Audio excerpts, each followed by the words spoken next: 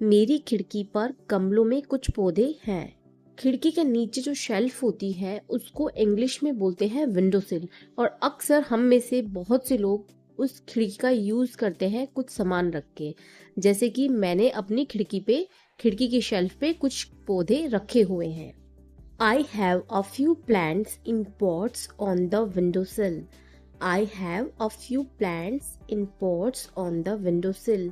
कुछ पौधों के लिए इंग्लिश में बोलेंगे few plants. खिड़की पर लगे पौधों को पानी दे दो। Water the plants on the windowsill. Water the plants on windowsill. पानी देने के लिए इंग्लिश में बोलते हैं water. पौधों को पानी दे दो तो बोलेंगे water the plants. Water the plants. हम में से बहुत से लोगों के घर पे खिड़की की जो पट्टी होती है इस पे बर्तन रखे रहते हैं, और हम बोलते हैं कि खिड़की पे जो बर्तन रखे हैं या ग्लासेस रखी है सपोज, उन्हें ले आओ। There are some glasses on the window sill, get them. There are some glasses on the window sill, get them. ले आओ की इंग्लिश होगी गेट देम। मेरे बेटे को ये हैबिट है कि हमारे रूम में जो विंडो की पट्टी है, खिड़की के नीचे वाली जो पट्टी है, वहाँ पर वो अपने टॉयज़ को एक कतार में लगाता है और खेलता है।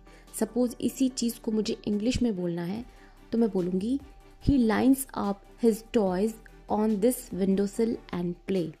किसी चीज़ को कतार में लगाने के लिए इंग्लिश में बोला जाता है line up. Next word is रोशनदान। रोशनदान की इंग्लिश होती है sky light.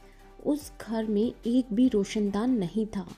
There was not a single skylight in that house. There was not a single skylight in that house. ऊंची छतों के या ऊंचे भवनों के बिल्डिंग के ऊपर रक्षात्मक दीवारें, जिसको कि इन शॉर्ट बोलते हैं मुंडेर, इसके लिए इंग्लिश वर्ड होता है पैरापिट। पैरापिट। मुंडेर पर कौवा बैठा है। Crow is sitting on the parapet. Crow is sitting on parapet. Crow is sitting on parapet. Off to the parapet to make this official. Next word is patio. पातियो का Hindi meaning होता है आंगन। किसी भी घर के बाहर का वो एरिया जिसमें सॉलिड फ्लोर लगा हो, ठोस फर्श हो पर छत ना हो। फॉर एग्जाम्पल, इफ आई से गर्मियों में हम नाश्ता बाहर आंगन में करते हैं। In the summer we have breakfast out on the patio. In the summer we have breakfast out on the patio. इसी तरह आंगन के लिए एक और टर्म होती है यार्ड। यार्ड घर के साथ जुड़ा हुआ जमीन का वो पार्ट या हिस्सा होता है जिसका यूज़ आमतौर पर फूल, घास या पौधे लगाने के लिए किया जाता है, और ये एक अनइम्प्रूव्ड एरिया भी हो सकता है। बच्चे आंगन में खेल रहे थे। The kids were playing in the yard. The kids were playing in the yard. किसी भी इमारत की छत के नीचे सबसे ऊपर का जो स्थान होता है, जो सामान रखने के लिए इस्तेमाल किया जाता है, जिसे हिंदी में अटारी या परछत्ती बोलते हैं, उसका इंग्लिश मीनिंग होता है लॉफ्ट। इफ आई से मैं अपनी पुरानी किताबें अटारी में रखता हूँ।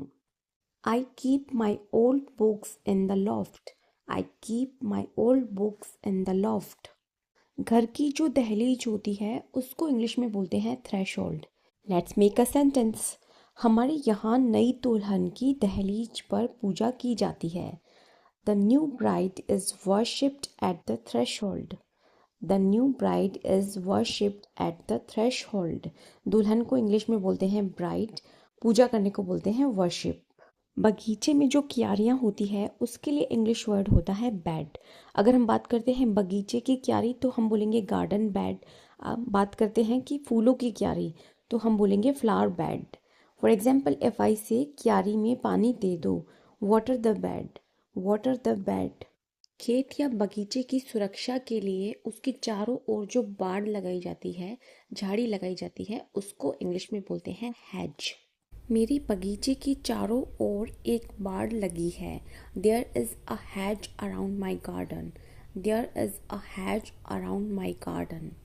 दीवार के नीचे की पट्टी को बोलते हैं skirting board.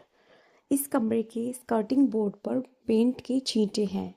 There are paint splatters on the skirting board of this room.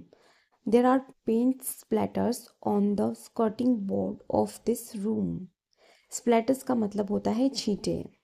घर के मुख्य दरवाजे पर बाहर वालों को झांक कर देखने के लिए जो छोटा सा छेद बना होता है उसकी इंग्लिश होती है पीप whole. Pep whole.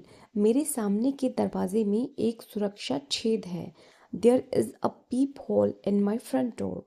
There is a peephole in my front door. इसी प्रकार मुख्य दरवाजे पर मेटल की जो एक डिवाइस होती है जो कि दरवाज़ा खटखटाने के काम आती है, उसकी इंग्लिश होती है डोर नोकर। डोर नोकर। सेल्समैन ने दरवाज़ा खटखटाया। The salesman pounded the door knocker. The salesman pounded the door knocker. खटखटाने को इंग्लिश में बोलते हैं पाउंड। लोगों को गिरने से बचाने के लिए सीढ़ी या बालकनी के किनारे जो रेलिंग लगी होती है, रेलिंग कम उसके पिलर्स जो स्तंभ होते हैं, उनको कंबाइंडली बोलते हैं बैनिस्टर। बैनिस्टर के ऊपर मत झुको। Don't lean over the banister. Don't lean over the banister. सुरक्षा के लिए इन्हीं रेलिंग के बाहर जो जाली लगाई जाती है उसे बोलते हैं बैनिस्टर गार्ड। Banister guard. छत का वह हिस्सा जो हमें अंदर से नजर आता है, यानी कि जहाँ पंखे लगे होते हैं, उसे बोलते हैं सीलिंग। बाथरूम की छत से पानी टपक रहा है, मतलब कि छत से टपक रहा है लेकिन इनसाइड द वॉल, सीलिंग से पानी टपक रहा है। Then we will say water dripping from the bathroom ceiling. Water dripping from the bathroom ceiling. टपकने के लिए बोलते हैं ड्रिप। और छत का आउटर एरिया जो ऊपर की तरफ होता है उसको बोलते हैं रूफ। हमारे घर की छत बहुत बड़ी है। The roof of our house is very big. The roof of our house is very big. तो ये थी house related English vocabulary. I hope this video will be helpful for you. So see you in next video. Till then, bye bye. Take care.